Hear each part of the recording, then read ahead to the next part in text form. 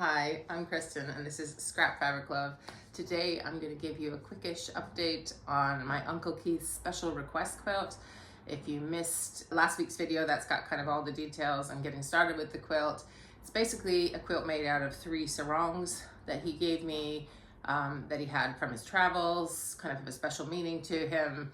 And he is an artist, so he used some words like he wanted the quilt to be postmodern and ironic, which kind of flummoxed me for a while. But having spoken to him this past week when he saw the video, and I could have asked him this much earlier, he meant that he just meant playful. So really anything goes, which I did look up. That is what the postmodern movement was all about, kind of anything goes. So I could have possibly figured that out myself or asked him sooner. Anywho, thank you for everyone who commented last week with your sort of words of encouragement, with these sort of strange mix of fabrics that we're working with, along with the sarongs. It was also a fabric gift bag. So there was a lot of kind of different things going on. Anyway, last week I had kind of been playing around with some ideas, stitching some stuff up, but I wasn't sure how it was all gonna go together. So this week I kind of honed that down. I know what I'm doing, but it's not finished. So I've made significant progress, that's what I'm gonna call it, on the quilt top, and I've also started working on the backing fabric because he also had that special request to have the Norwegian flag on it because the boat he traveled on was registered in Norway. Anyway, so I've started working on that. So I'm gonna show you a bit more of the process, and then I'm gonna lay, I think I'm in my front room, my living room right now, which is the place I've got the most floor space. And my sewing room looks like a bomb site. I'm gonna lay out where I've got to with the quilt top and the backing and ask you some questions. Obviously Keith can answer too. He was he was answering some things from the last video, so I'll take his opinion as well, but I'd still like to hear what you guys have to say about how I should go with those. One of the things I didn't mention last week was the size that he had asked for, so we had to have a bit of discussion about this. He originally wanted 50 inches by 80 inches for like a specific single bed, which seemed really long and narrow to me and just makes things difficult in terms of thinking how because you know when you make a quilt you're used to either a square or a little bit more of a squat rectangle than that. So then we were talking and we sort of landed on a compromise of around 55 by 75 maybe. So that's what I was working to, but where I've got to with the quilt top, I haven't told Keith this yet, it's a smidgen wider. So we're gonna have to think about whether that's the bed he wants to use it on, whether it can overhang, whether it can be tucked in, whether he's okay with that, or whether I just have to chop stuff off the side if he just really wants it to be that narrow.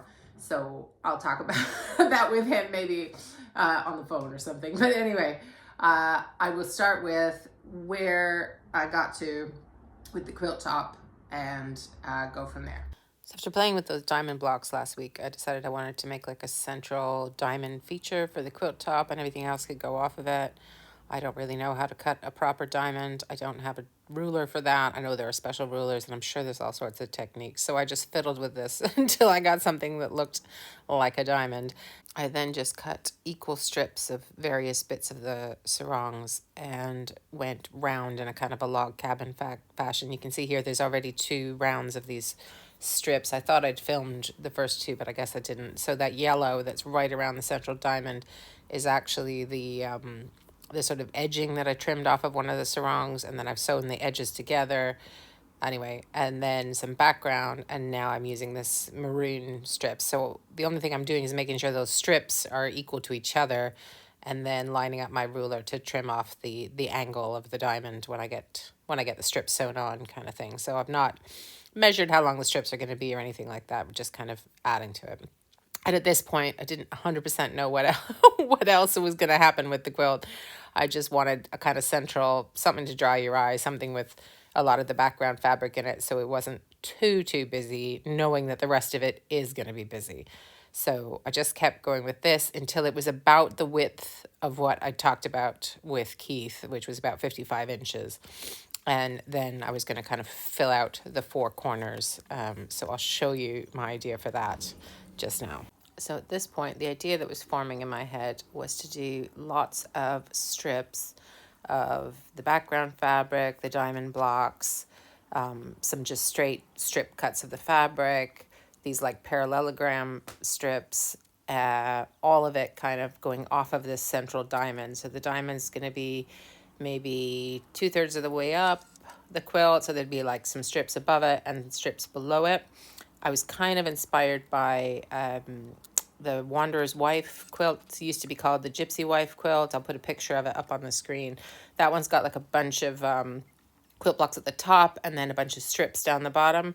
This is kind of a play on that, I guess, with the diamond in the middle and then the blocks, some of the blocks and the strips coming off in, you know, on each, let's call it a quadrant of the diamond, right? So it's kind of hard to get a picture of what I'm doing here. And really, I didn't even know if it was going to work at this point. So I'm kind of, you can kind of see I'm angling the bottom of the strips a bit so that they match with the angle of the diamond. And just kind of where the quilt blocks were too narrow, I would add, I think people call them like coping strips. So like a little strip of denim or a little strip of the background fabric to make it as wide as another strip that I had found, either one I just cut or whatever. Like, it's all very random. I'm not kind of measuring how many strips do I need to fill this space. I'm just making strips and then deciding what's going to go with what. And it's just kind of growing, if you see what I mean. So I will show you how I then, so I got the first sort of quadrant done, which was, I guess, the experiment bit, which is like, is this going to work or not? And then it's a case of how do I attach it to the diamond. Okay, so this is where I've got to with it. This is the big old diamondy thing.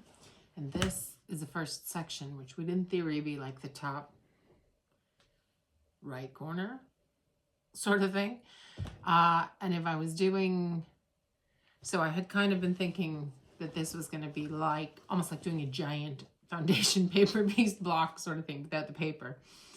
And I would like sew it this way and then sew it this way, but that's going to leave me, unless I'm willing for it to cross over like it would in a block like that, like at the top of, like at the top of the diamond block, it crosses each other. And it would be, because of the angle, it would be a lot more crossed over. I don't want to do that. So what I've kind of set myself up to do is a Y seam up the middle twice, there and at the bottom. We'll see if that works or not. And we'll also see if I can get the angle right, because all I've done is like trim like an angle that I think matches this angle, but I might need to work on that, because when I sew this and iron it up, it might not look like it's going straight up. It might be going, who knows, right? So I've not done this before. I don't know if it's gonna work, but this is the idea. So I'm gonna try this first section, and I'm gonna probably leave myself about 1/4 inch at the corner, like you would if you were doing a Y seam.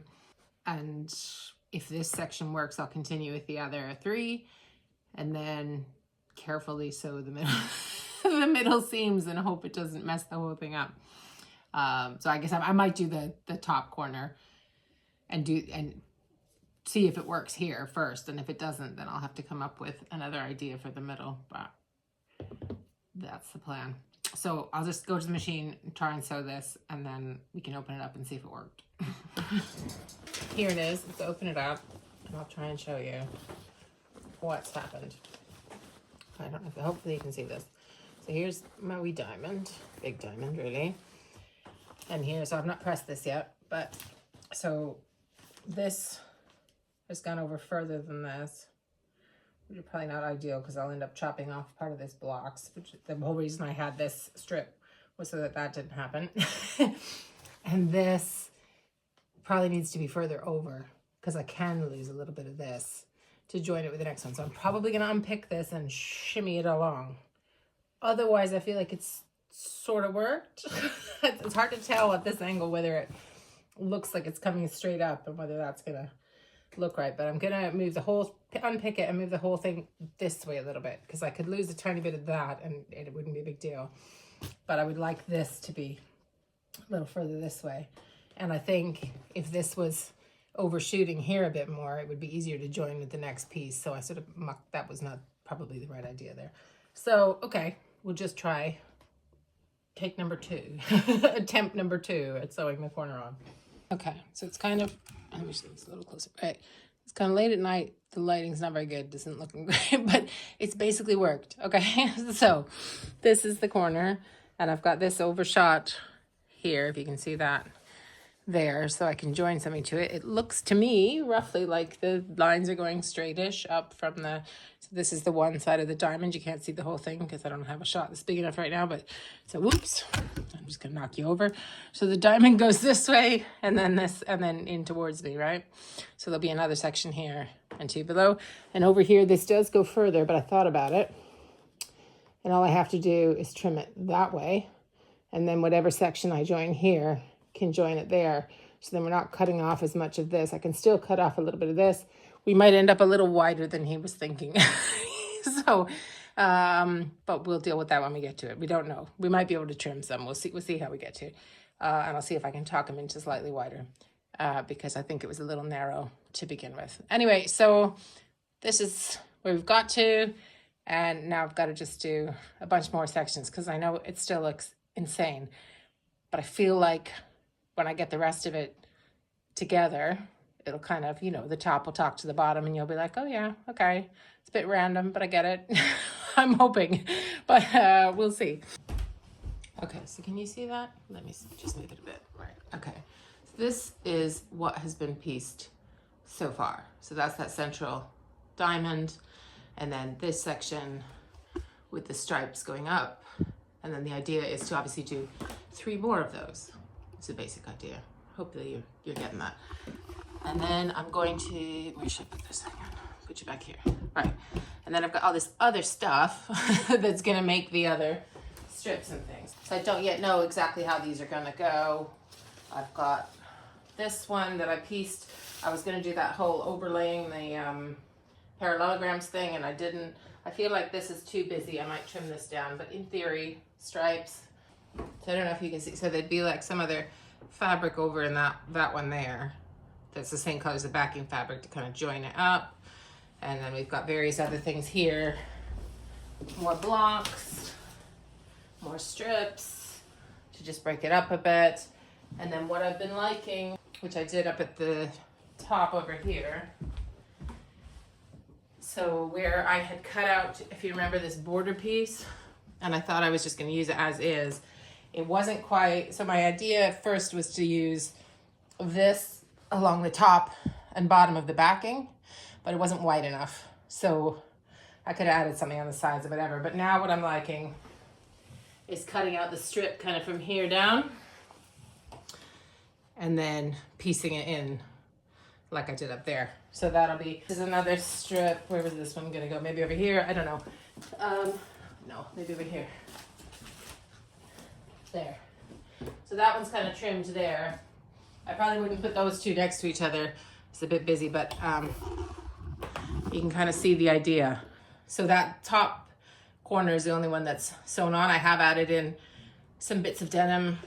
I don't know why, I just did because I do. And my sister did say that it's like look a little dark because the color I added is dark and all the sarongs are dark, which is true. But those are the colors my uncle gave me in the sarongs, I guess. So I guess I could have added a brighter color and brightened the whole thing up. But when I think of his house in Mexico, these colors aren't far off, to be honest. So I think the sarongs were kind of his taste, you know? So anyway, so I think dark, we're gonna stick with dark, I think. But there's a little bit of this like gift bag that's a bit lighter, I guess. So obviously I still have some bits to piece, but like, I don't know, can you see it? Can you not see it? Do we get where we're going with this? Anyway, so that's what I'm doing, and I'm hoping it's all gonna come together. And then let me clear this all up and I'll show you what I've got so far with the backing. Oh, wait, no, I have a question. Okay, the main question that I have is about, so I was just playing, I didn't know what I was doing. And I ended up at the top here with blocks, right? So these strips here that cut off there. Now, if I bind it just like that, or try and quilt it just like that, I will cut off a little bit at the top. So should I do like the background fabric, this kind of purpley grunge, all the way across the top in a small strip to give myself that kind of leeway on the long arm and something to trim and something to bind over? Or, because when I realized I'd done that, I started lengthening some of the strips and not trimming them right away? Should I sort of unpick and try and continue the strips so that the stripes go all the way to the binding? Do you know what I mean? So yeah, opinions. So we would just have a border somewhat like this, maybe a little wider. So on the side here, I've got the scrunch strip. It's maybe 2 inches. I don't know how wide it is. And I've done the same thing with this one here that I'm intending to be on this corner. So should I just have that? Should we have a little grungy border around the whole? Okay, so now I'm gonna clear this mess up and show you what I've done with the backing and ask you a question about that. So for the flag on the back, I had originally thought I would do lots of kind of red scraps, like getting my own fabric. But actually 3 sarongs is a lot of fabric. I didn't measure them before I cut them up, but it's a lot.